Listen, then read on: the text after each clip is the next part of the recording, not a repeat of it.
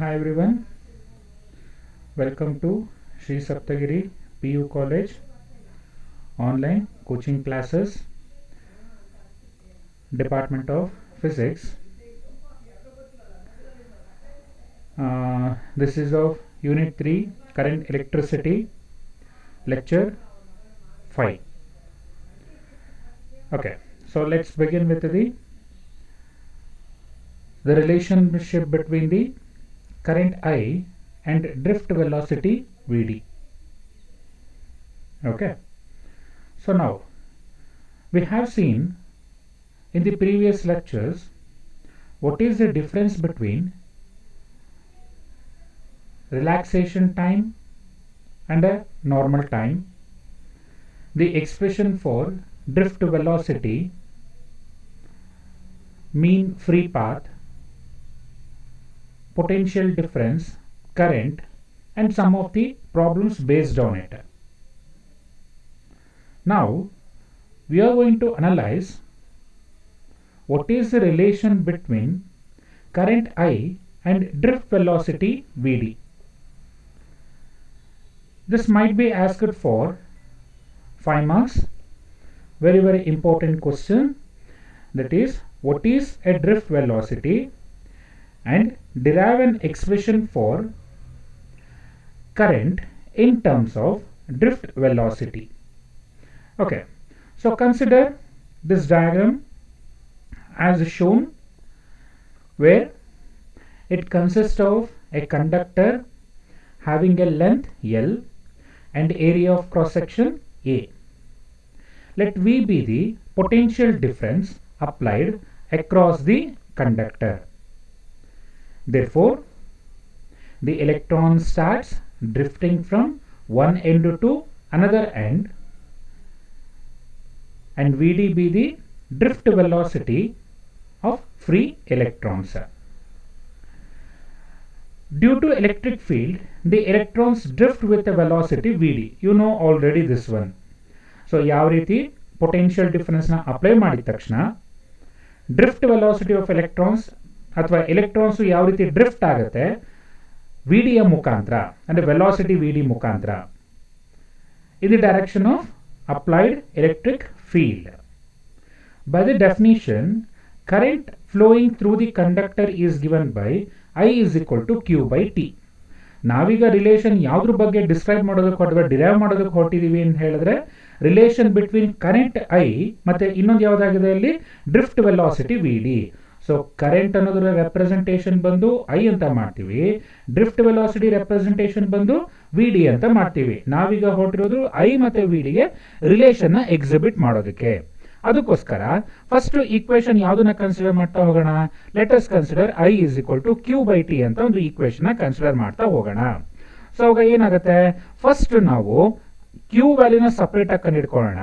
Second step ಅಲ್ಲಿ T ವ್ಯಾಲ್ಯೂನ separate ಆಗಿ ಕಂಡುಹಿಡ್ಕೊಂತ ಹೋಗೋಣ. So first how what is that Q? Q ಅಂತ ಹೇಳಿದ್ರೆ ಚಾರ್ಜಸ್ ಇನ್ಸೈಡ್ ದಿಸ್ ಕಂಡಕ್ಟರ್, ಹೌದಲ್ವಾ ಅಲ್ಲಿ, ಅಥವಾ total number of charges in the conductor. ಈಗ ಚಾರ್ಜಸ್ ಅದು ಏನಂತ ಕರಿತೀವಿ, total number of charges in the conductor ಅಂತ ಕರಿತೀವಿ. If length and area is varied, number of charges also vary ಆಗ್ತಾ ಹೋಗುತ್ತೆ. ಅದಕ್ಕೋಸ್ಕರ ನಮಗೆ ಹಳೆ ಈಕ್ವೇಶನ್ ಒಂದು ಇದೆ, ಏನದು, Q is equal to N into E ಅಂತ ಒಂದು ಈಕ್ವೇಶನ್ ಇದೆ ಅಲ್ವಾ ಅಲ್ಲಿ. ಸೊ ಈ ಎನ್ ಅಂತ ಹೇಳಿದ್ರೆ ಏನಾಗಬೇಕು, this is the total number of charges in a given conductor ಆಗಬೇಕು. ಸೊ ನನ್ನ ಏಮ್ ಏನು ಅಂತ ಹೇಳಿದ್ರೆ I need to find the value of Q. Now Q ಕಂಡಿಬೇಕು ಅಂದ್ರೆ ಫಸ್ಟ್ ಏನ್ ಖಂಡಿತ ಹೋಗ್ಬೇಕು, ಟೋಟಲ್ ನಂಬರ್ ಆಫ್ ಚಾರ್ಜಸ್ ನ ಖಂಡಿತ ಹೋಗ್ಬೇಕು. ಯಾವ ರೀತಿ ಕಂಡುಹಿಡಿಯೋದು, let small letter n be the number of free electrons per unit volume in a metal. Okay, next the total number of free electrons in the conductor is given by, ಅಂದ್ರೆ small letter n ಅಂತ ಹೇಳಿದ್ರೆ number of free electrons per unit to volume. So ಒಂದು unit volume ಒಳಗಡೆ ಎಷ್ಟು number of electrons ಇದೆ, n number of electrons ಇದೆ ಅಂತ ಹೇಳ್ತಾ ಇದೀವಿ. ಹಾಗಾದ್ರೆ ಟೋಟಲ್ ನಂಬರ್ ಆಫ್ ಎಲೆಕ್ಟ್ರಾನ್ಸ್ ನ ಯಾವ ರೀತಿ ಕಂಡುಹಿಡಿಯಬಹುದು, ಈಗ ಅಲ್ಲಿ where which must be equal to N into volume of a conductor ಅಂತ ಹೇಳಬೇಕು. ಸೊ ಈ ಎನ್ ಅನ್ನ ಎಷ್ಟು ಸಲ ಹಾಕೊಂತ ಹೋಗ್ತೀರಾ ಈ ರೀತಿ, ಸೊ ಎಷ್ಟು ವಾಲ್ಯೂಮ್ ಇಷ್ಟು ಅಷ್ಟು ರೀತಿ ಹಾಕೊಂತ ಹೋಗ್ಬೇಕು, ಅದನ್ನೇ ನಾವೀಗ ಹೇಳ್ತಾ ಇರೋದು. Therefore small letter n is ಅಥವಾ capital letter n is equal to ಏನ್ ಬರ್ತಾ ಹೋಗುತ್ತೆ, small letter n into volume of a conductor, where volume of a conductor volume is equal to area into ಏನಂತ ಹಾಕೊಬೇಕು, length ಅಂತ ಹಾಕೊಂತ ಹೋಗ್ಬೇಕು. Therefore n into a into l. Let us call that equation 2. ಈಗ we have, if E be the magnitude of the charge on each electron, then total number of charges in the conductor is Q is equal to N into E. ಇಲ್ಲಿ ತಾನೆ ಹೇಳಿದೆ, so small letter n ಅಂತ ಹೇಳಿದ್ರೆ number of electrons per unit volume, capital letter n ಅಂತ ಹೇಳಿದ್ರೆ total number of free electrons in a conductor. ಅದಕ್ಕೋಸ್ಕರ ಇಲ್ಲಿ capital n ಅಂತ ಹಾಕೊಂಡಿದೀವಿ. Capital l is equal to ಏನ್ ಕಂಡಿಡ್ಕೊಂಡಿದ್ವಿ, ಇಲ್ಲಿ ಎನ್ ಎ ಇಂಟು ಎಲ್ ಅಂತ ಕಂಡಿಡ್ಕೊಂಡ್ವಿ. ಸಬ್ಸ್ಟಿಟ್ಯೂಟ್ ಮಾಡೋಣ ಈಗ. Therefore Q is equal to N A L into ಏನ್ ಬರುತ್ತೆ, ಇ ಬರ್ತಾ ಹೋಗುತ್ತೆ, ಹೌದಲ್ವಾ ಅಲ್ಲಿ. So let us call that equation as 3 ಅಂತ ಕರಿತಾ ಹೋಗೋಣ. ಈಗ ನೆಕ್ಸ್ಟ್ ಏಮ್ ಏನ್ ನನ್ಗೆ ಇರುವಂತದ್ದು, ಟೈಮ್ ಪೀರಿಯಡ್ ನ calculate, time taken by an electron ನ ಕಂಡಿತಾ ಹೋಗ್ಬೇಕು. ಸೊ ಫಸ್ಟ್ ಪಾಯಿಂಟ್ ಅಲ್ಲಿ we have find the value of Q, second point ಅಲ್ಲಿ we can find the value of t. So t ಕಂಡಿಬೇಕಾದ್ರೆ ಯಾವ ರೀತಿ ಕಂಡಿಡಿಯೋದು, the time taken by the charge to cross a conductor l is given by t is equal to l divided by V D. So ಯಾವ ರೀತಿ equation ತಗೊಂಡ್ರು ಅಂತ ಹೇಳಿದ್ರೆ observe ಮಾಡ್ಕೊಳ್ಳಿ ಈಗ. ಸೊ ನಮಗೆ ಚಿಕ್ಕ ವಯಸ್ಸಿನ ಒಂದು ಫಾರ್ಮುಲಾನ ಹೇಳ್ಕೊಟ್ಟಿದ್ದಾರೆ. ಏನಂತ ಹೇಳ್ಕೊಟ್ಟಿದ್ದಾರೆ ಅಂತ ಹೇಳಿದ್ರೆ, it is of speed is equal to distance travelled divided by time taken ಅಂತ ಒಂದು ಫಾರ್ಮುಲಾ ಇದೆ. ಅದ್ರ ಪ್ರಕಾರ ಸ್ಪೀಡ್, ಈಗ ಒಂದು ಎಲೆಕ್ಟ್ರಾನಿಕ್ ತಗೊಂಡ್ವಿ ಅಂತ ಹೇಳಿದ್ರೆ ಈ ಪಾಯಿಂಟ್ ಇಂದ, ಅಂದ್ರೆ let you show that one as, ನೋಡಿ ಈ ಪಾಯಿಂಟ್ ಇಂದ ಈ ಪಾಯಿಂಟ್ಗೆ ಹೋಗಕ್ಕೆ ಒಂದು ಎಲೆಕ್ಟ್ರಾನು ಎಷ್ಟು ಡಿಸ್ಟೆನ್ಸ್ ಟ್ರಾವೆಲ್ ಮಾಡ್ತು, ಎಷ್ಟು ಡಿಸ್ಟೆನ್ಸ್ ಟ್ರಾವೆಲ್ ಮಾಡ್ತು, ಎಲ್ಲನೂ ಡಿಸ್ಟೆನ್ಸ್ ಟ್ರಾವೆಲ್ ಮಾಡ್ತು. ಅದಕ್ಕೋಸ್ಕರ ನಾನು ಏನ್ ರಿಪ್ಲೇಸ್ ಮಾಡ್ಕೊಂತಾ ಇದ್ದೀನಿ ಅಂತ ಹೇಳಿದ್ರೆ, ಡಿಸ್ಟೆನ್ಸ್ ಟ್ರಾವೆಲ್ ಜಾಗದಲ್ಲಿ ಎಲ್ ಅಂತ ರಿಪ್ಲೇಸ್ ಮಾಡ್ಕೊಂತಾ ಇದ್ದೀನಿ. ಹಾಗಾದ್ರೆ ಅದೇ ಒಂದು ಎಲೆಕ್ಟ್ರಾನು ಈ ಪಾಯಿಂಟ್ ಇಂದ, ಅಂದ್ರೆ ಒನ್ ಎಂಡ್ ಇಂದ ಇನ್ನೊಂದು ಎಂಡಿಗೆ ಹೋಗ್ಲಿಕ್ಕೆ ಎಷ್ಟು ಟೈಮ್ ತಗೊಂತಾ ಇದೆ, it is a small letter T ಎಷ್ಟು ಟೈಮ್ ತಗೊಂತಾ ಇದೆ. ಅದಕ್ಕೋಸ್ಕರ ಟೈಮ್ ಟೇಕನ್ ಅಂತ ಅನ್ಕೊಂತಾ ಇದೀನಿ, ಟಿ ಅಂತ ಅನ್ಕೊಂತೀವಿ. ಸೊ ಸ್ಪೀಡ್, ಒಂದು ಎಲೆಕ್ಟ್ರಾನು ಯಾವ ಸ್ಪೀಡ್ ಅಲ್ಲಿ ಮೂವ್ ಆಗುತ್ತೆ ಅಂತ ಹೇಳಿದ್ರೆ, ಇಲ್ಲಿಂದ ಇಲ್ಲಿಗೆ it is of drift velocity ಅಷ್ಟು ಸ್ಪೀಡ್ ಅಲ್ಲಿ ಮೂವ್ ಆಗ್ತಾ ಹೋಗುತ್ತೆ. ಸೊ ಅದಕ್ಕೋಸ್ಕರ ಸ್ಪೀಡ್ ಬದಲು ಏನ್ ಸಬ್ಸ್ಟಿಟ್ಯೂಟ್ ಮಾಡ್ಕೊಬೇಕು, ವಿ ಡಿ ಅಂತ ಸಬ್ಸ್ಟಿಟ್ಯೂಟ್ ಮಾಡ್ಕೊಂತ ಹೋಗ್ಬೇಕು. ಸೊ ಟಿ ನ ನ್ಯೂಮೆಟ್ರಿಕ್ ಕಳ್ಸೋಣ, ವಿ ಡಿ ನ ಡಿನಾಮಿನೇಟರ್ ಕಳ್ಸೋಣ, ಅವಾಗ ಟಿ ಇಸ್ ಈಕ್ವಲ್ ಟು ಏನ್ ಬರುತ್ತೆ, L divided by V D ಆಗ್ತಾ ಹೋಗುತ್ತೆ. So let us call that equation as 4 ಅಂತ ಕರಿತಾ ಹೋಗೋಣ. ನೌ ಲೆಟ್ ಅಸ್ ಸಬ್ಸ್ಟಿಟ್ಯೂಟ್ 4, ಇನ್ನೊಂದು ಯಾವುದು 3 ಇನ್ ಯಾವ್ದ್ರಲ್ಲಿ, ಈಕ್ವೇಶನ್ 1. ಸೊ ಈಕ್ವೇಶನ್ 1 ಅಲ್ಲಿ 4 ಮತ್ತೆ 2 ನ ಸಬ್ಸ್ಟಿಟ್ಯೂಟ್ ಮಾಡ್ತಾರೆ, 3 ಮತ್ತೆ 4 ನ ಸಬ್ಸ್ಟಿಟ್ಯೂಟ್ ಮಾಡಿದಾಗ ಕ್ಯೂ ಬದಲು N A L E divided by L divided by V D ಆಗ್ತಾ ಹೋಗುತ್ತೆ. ಅಬ್ಸರ್ವ್ ಮಾಡ್ಕೊಳ್ಳಿ. So this is of N A L into E and this is of L divided by V D, ಹೌದಲ್ವಾ.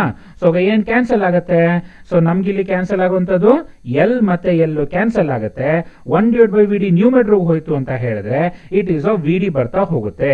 There four I is equal to ಏನ್ equation ಬಂತು, n a e into v D ಅಂತ equation ಬರ್ತಾ ಹೋಯ್ತು ನಮಗೆ.